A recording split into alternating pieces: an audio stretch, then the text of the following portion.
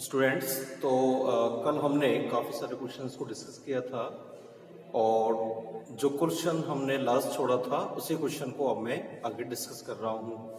Question क्या था कि सिद्ध कीजिए कि उस सरल रेखा का समीकरण जिसके अक्षों पर अंतःखंडों का व्युत्क्रम a और b है ax प्लस by बराबर 1 है। क्लियर? तो देखिए कैसे करें इसको।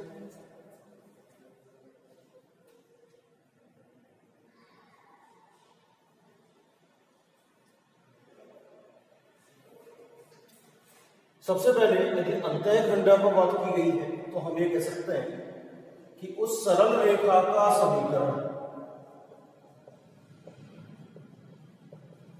क्या होगा, x upon a plus y upon v बराबर 1, जहां a और b क्या है, x और y अक्षों में काटे गए अंतःखंड। a की वैल्यू जो है वो आपकी a बटे a है क्योंकि a का व्युत्क्रम है, और b की वैल्यू जो है वो b का व्युत्क्रम है यानी 1 बटे b। तो अतः रेखा क्या होगी, x upon 1 upon a plus y upon 1 upon v बराबर 1, और यहां से हम कह सकते हैं ax प्लस by बराबर 1। तो प्रॉब्लम इसमें, क्योंकि हमें डायरेक्ट ये दिया गया है कि अंतःखंडों के व्युत्क्रम जो है वो a और b है, तो अंतःखंडों के व्युत्क्रम यानी मैं ले रहा हूं कि 1 अपॉन a और b की वैल्यू आपकी है 1 अपॉन b, क्योंकि a और b को हम अंतःखंड मान के चलते हैं तो उनका व्युत्क्रम 1 अपॉन a और दूसरे का 1 अपॉन b। क्लियर है ये बात? कोई प्रॉब्लम? नेक्स्ट क्वेश्चन देखते हैं।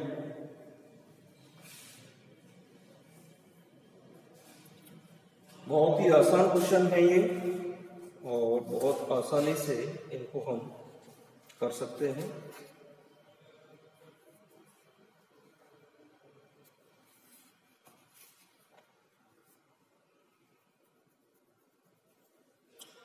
हमें बोला गया है कि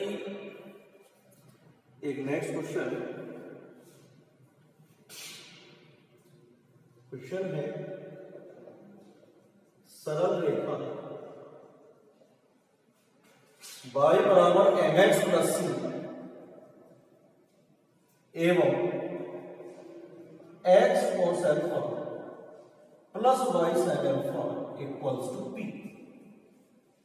एक ही रेखा को निरूपित करने, एक ही रेखा को निरूपित करते हैं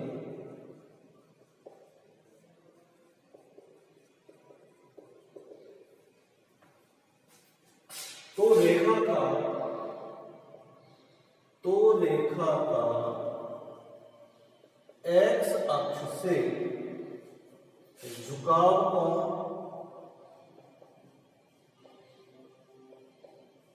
तथा y अक्ष पर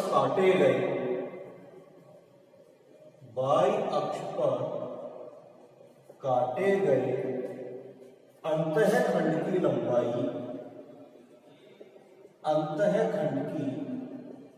लंबाई ज्ञात करें। यह आपको ज्ञात करना है।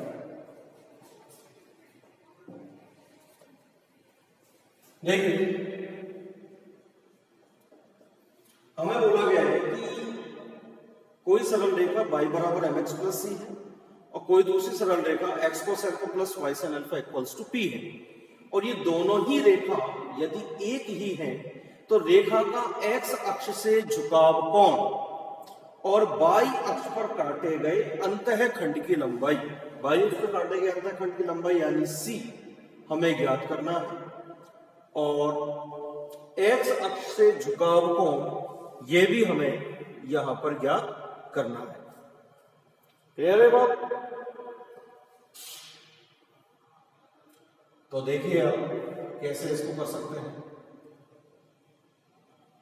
यहां से मैं कहता हूं कि यदि y बराबर mx प्लस c, और या इसको हम लिख सकते हैं या फिर रहने दीजिए।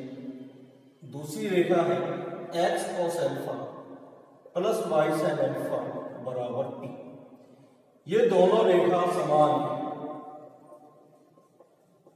तो देखिएगा यहां से मैं कह सकता हूं कि y sin अल्फा बराबर माइनस के x cos अल्फा प्लस का p, और यहां से हम कह सकते हैं कि y बराबर माइनस के x cos alpha upon sin alpha plus का p अपॉन sin अल्फा, या यहां से y बराबर माइनस का x cot अल्फा प्लस का p cosec अल्फा।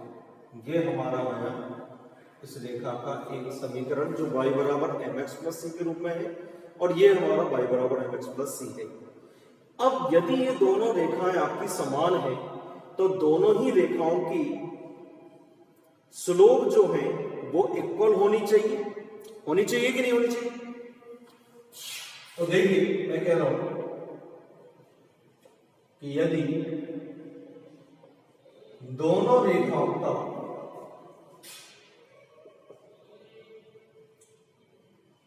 स्लोप या ढाल समान है तो क्या होगा? इसका ढाल है n, इसका ढाल है माइनस के cot अल्फा। इसको हम ये भी लिख सकते हैं m बराबर tan of 90 degree plus alpha, और यहां से मैं tan थीटा बराबर tan of 90 degree plus alpha ये लिख सकता हूं। आपको बोला गया है x अक्ष से झुकाव कोण, तो x अक्ष से जो झुकाव कोण है वही तो उसकी प्रवणता के रूप में tan थीटा के लिए व्यक्त करते हैं। तो यानी आपसे बोला गया है थीटा क्या है, तो स्पष्ट है कि थीटा बराबर यह है π/2 प्लस अल्फा। थीटा की वैल्यू क्या है? π/2 प्लस अल्फा। और दूसरा आपसे पूछा गया है कि y अक्ष पर काटे गए अंतः खंड की लंबाई। तो यहाँ पे दोनों यदि रेखा समान है तो यहाँ पे जो ये अंतः खंड है ये समान होगा किसके? इस वाली रेखा के अंतः खंड के। तो मैं कह सकता हूं दोनों रेखाओं के y अक्ष के अंतः खंडों से क्या हो जाएगा? यानी C बराबर आपको हो जाएगा P cosec अल्फा। कोई प्रॉब्लम? तो यहां पर उस रेखा का x अक्ष से झुकाव कोण आ गया π/2 प्लस अल्फा, और उसी रेखा का y अक्ष से अंतः खंड जो बना काटती है उसकी लंबाई आ गई P cosec अल्फा। कोई प्रॉब्लम? तो बहुत ही आसानी से हम ऐसे क्वेश्चंस को कर सकते हैं। क्लियर है? और नेक्स्ट क्वेश्चन देखते हैं।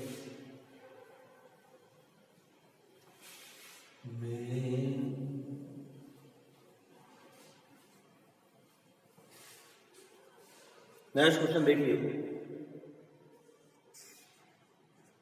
बहुत ही बेसिक क्वेश्चन है, कुछ इंपॉर्टेंट क्वेश्चन की ही मैं बात कर रहा हूं। बाकी आप कोई भी क्वेश्चन आप कर सकते हैं आसानी से। आपसे बोला गया है नेक्स्ट क्वेश्चन, उस रेखा का समीकरण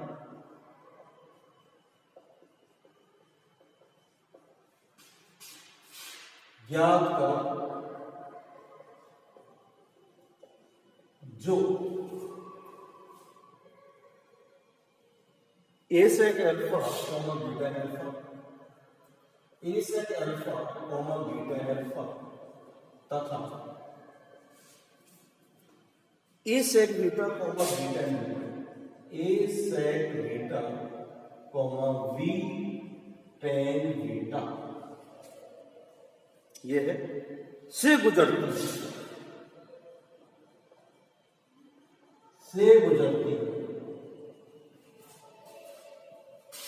हल उस रेखा का समीकरण ज्ञात करना है जो इन बिंदुओं से गुजरती है। तो दो बिंदुओं से गुजरने वाली रेखा का समीकरण हम जानते हैं क्या होता है? द्विबिंदु रूप से या दो बिंदु रूप से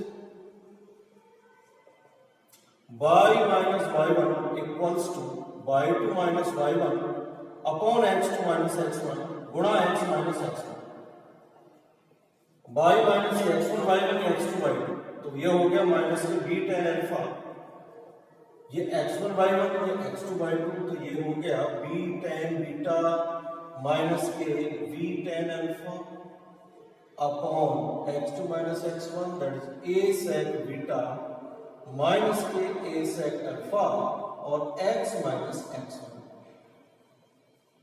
क्लियर है? यहां से मैं b कॉमन ले लूं, यहां से a कॉमन ले लूं और इसको हम कॉमन ले सकते हैं, बाकी डायरेक्टली आप सॉल्व भी कर सकते हैं, कोई प्रॉब्लम नहीं है।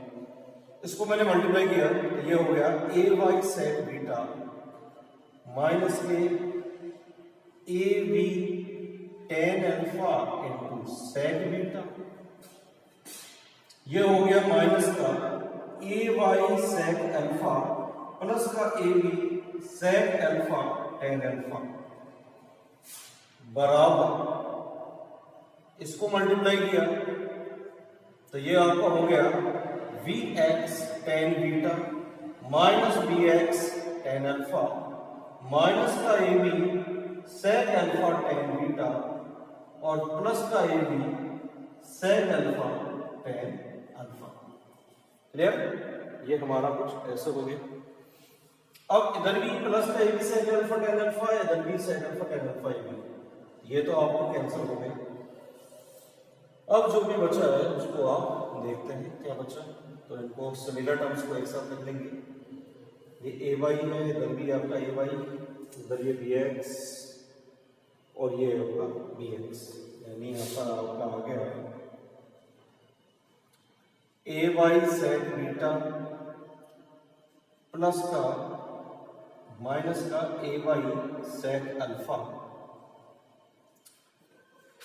इनको लिखें इधर, तो ये आपका हो गया प्लस का bx tan अल्फा माइनस का bx tan बीटा, ये आएगा माइनस का और ये आप प्लस, तो ये आपका लिख सकते हैं प्लस का ab sec alpha tan beta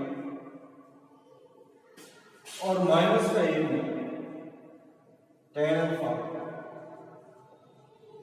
sec beta बराबर 0। तो रोलो इस चीज को ऐसे लिखा जा सकता है, बहुत ही आसानी से अपने स्टेप से इसको सॉल्व कर दिया। और इसके बाद यदि इसमें कुछ सॉल्व आप कर सकें तो देखिए, अदरवाइज तो आंसर फिर हमारा फाइनली यही है। फिर भी यदि कुछ सॉल्व हो सकता है तो अपन कोशिश करते हैं। जैसे मान लीजिए यहाँ से ay मैंने कॉमन लिया तो sec बीटा sec अल्फा, यहाँ से tan अल्फा tan बीटा हो जाएगा, और यहाँ से ab कॉमन लिया तो sec alpha tan beta tan alpha sec beta. तो ये काम करते हैं, इसको हम थोड़ा साइन को इसमें कन्वर्ट करते हैं, कोई फॉर्मूला बन सकता है। कोई इसमें रखने वाली बात नहीं है। आपको लग रहा है कि यदि कुछ आगे हल हो सकता है तो हल करेंगे, अदरवाइज नहीं करेंगे। तो ये ay sec beta minus sec alpha plus का bx tan alpha minus tan beta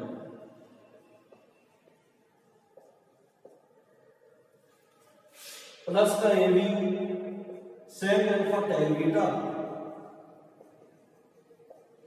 और ये हो गया minus tan alpha sec beta और ये बराबर है 0।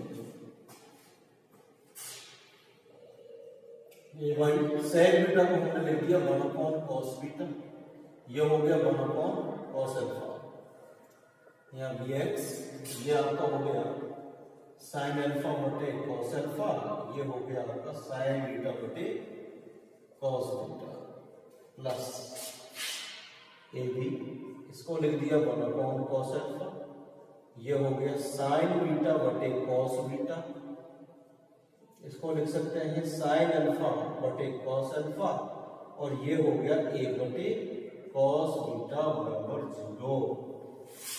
अब सबसे आप देख सकते हैं कि cos अल्फा cos बीटा हमारा एलसीएम आता है, तो इस एलसीएम को हम ले लेते हैं।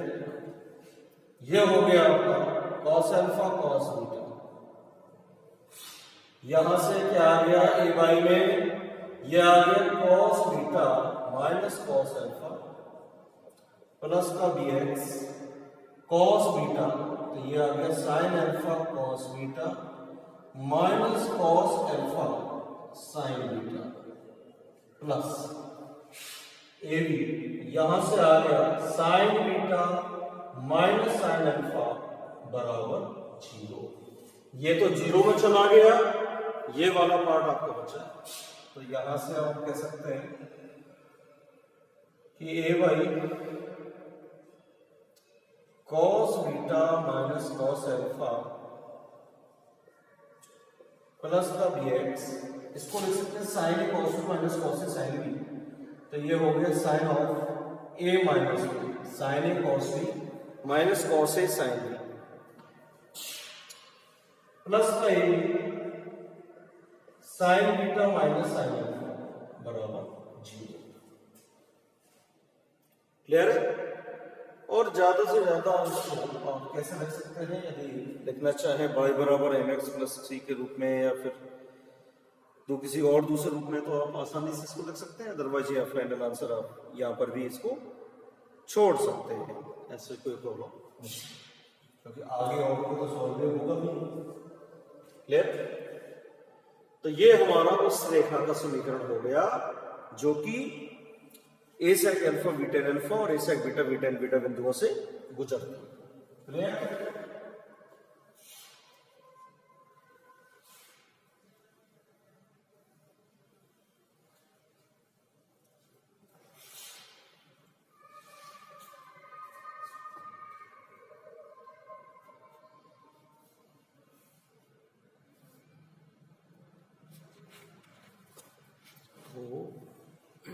बहुत ही आसान प्रश्न है सभी, और आसानी के साथ ही हम उनको सॉल्व कर रहे हैं।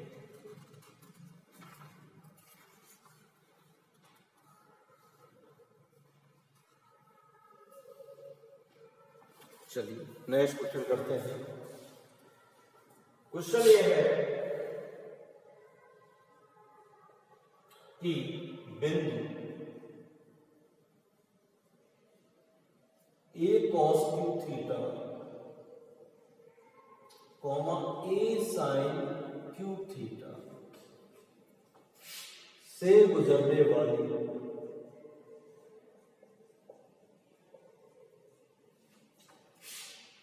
तथा सरल रेखा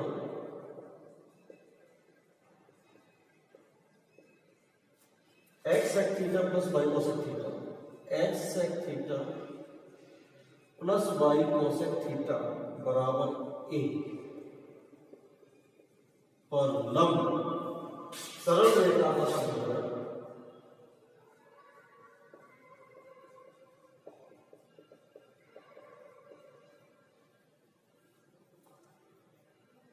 x cos theta minus Y sine theta बराबर ए कॉस 2 थीटा है। यह आपका प्रश्न है। बिंदु से गुजरने वाली तथा सरल रेखा पर लंब है।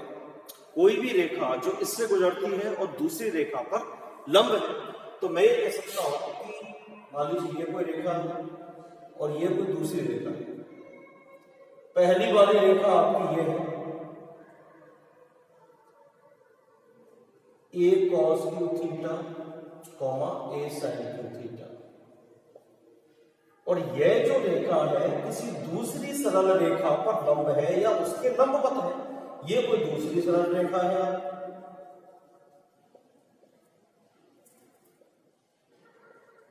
क्लियर? तो हमें इस रेखा का समीकरण ज्ञात करना है। तो इस रेखा का समीकरण ज्ञात करने के लिए हमें एक बिंदु दे रखा है, हमें इस रेखा की केवल स्लोप मालूम होनी चाहिए। तो स्लोप की बात करें तो वो तो हम यहां से निकाल सकते हैं, स्लोप इस रेखा की सहायता से निकाल सकते हैं, क्योंकि इन दोनों का जो स्लोप है वो कैसा होगा, लंबवत होगा। क्लियर है? मान लीजिए रेखा L1 है, ये रेखा L2। मैं कहता हूं कि यदि L1 लंबवत है L2 पर, तो तथा L1 का ढाल है M1 और L2 का ढाल है M2, तो क्या होगा, इन दोनों के ढाल का गुणनफल क्या होगा, -1 होगा। तो रेखा M2 का स्लोप मुझे मालूम है, M1 का स्लोप मुझे M2 स्लोप मुझे मालूम है, M1 स्लोप मुझे ज्ञात करना है। क्लियर है? तो आसानी से ज्ञात करेंगे।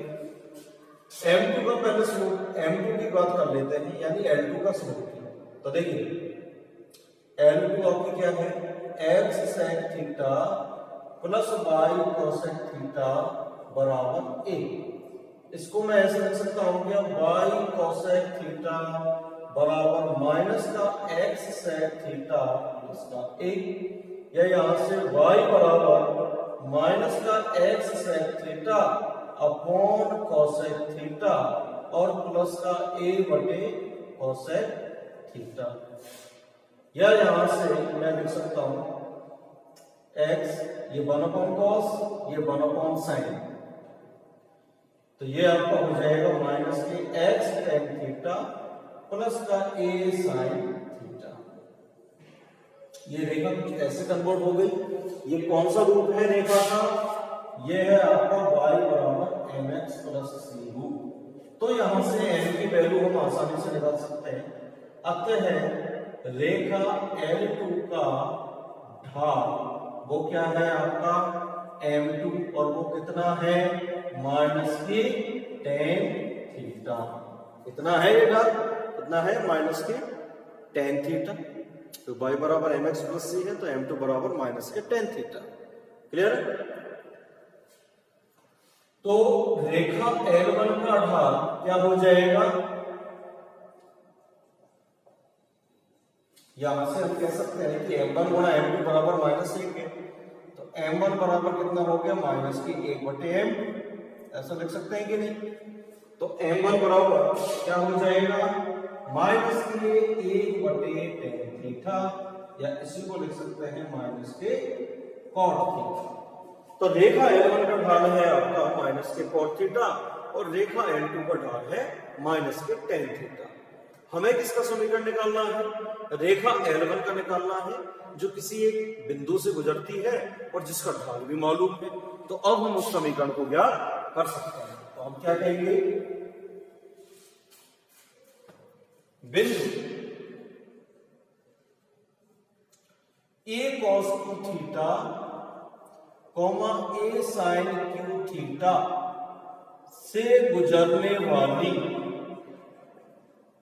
रेखा